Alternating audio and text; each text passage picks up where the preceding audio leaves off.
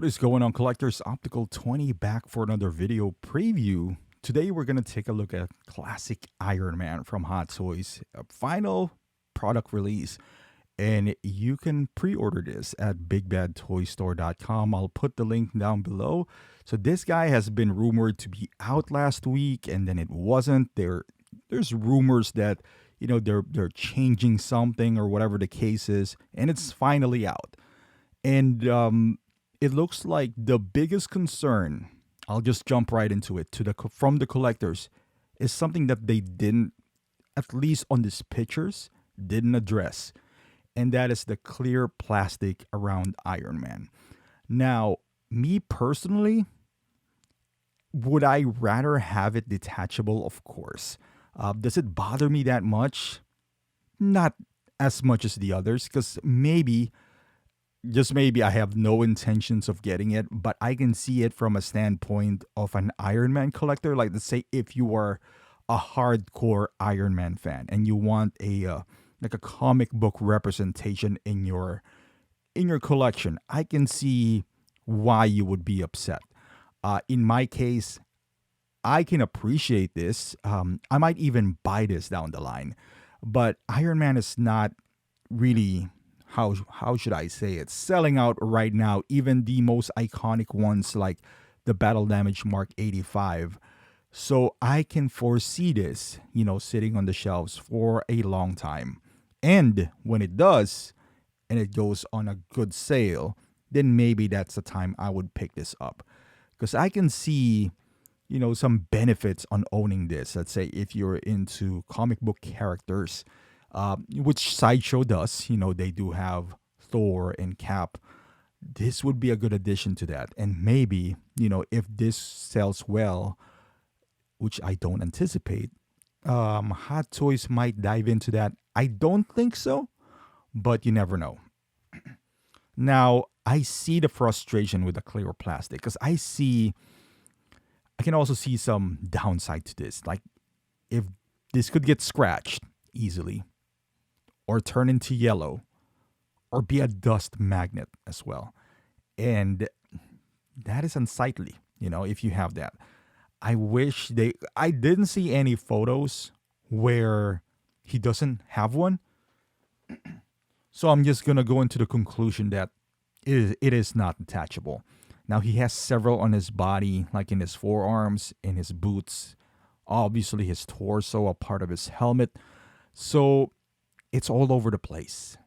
So you can't really avoid it, so to speak. With that being said, it doesn't completely kill the vibe for me. But what the collectors are echoing is that it cheapens the look. Like, it looks like, because it is die-cast. So you don't really feel the die-cast. I mean, I think you can remove the upper faceplate of the chest. And that's pretty much it. So I can hear that sentiment, even though, like I said, it doesn't bother me as much as the others are. And I stated the reason. Part of me is because I no plans on buying it day one, or maybe ever.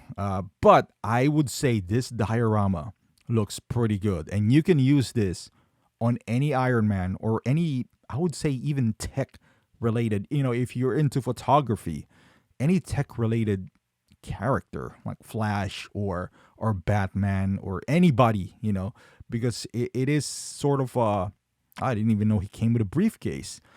It has this tech style into it, and it looks beautiful, honestly. If I was gonna get it, for sure I'm gonna get it the deluxe, because for those who doesn't know, oh, look at that, maybe you could remove the armor on the forearms. I guess you could. It's the torso that is you can't. Okay, so you could remove the forearms, and it does make sense. So you have the option, I guess, somewhat. And the flaps are the transparent one. Did they do the plastic one to, I guess, save some money on, I don't know, tooling the die-cast body, perhaps, but it still looks nice, in my opinion. I mean, that diorama. Anyone who knows my channel, I've been into diorama for the past year now, and I do appreciate them greatly, especially for photography's sake. So that is nice. This would still look good in your collection, I would say, even if you are against that clear plastic, But the long term effect is something that I am kind of when dust started creeping up inside. That is where it's gonna be like you can't wipe it down. I mean, I guess you can get those air blowers to blow the air from the top to the bottom. I don't know, but you started holding these fingerprints. I guess that's better in a clear plastic. You can just wipe it off. But once it starts getting yellow and scratched up, I'm sure somebody will find a way to crack this open.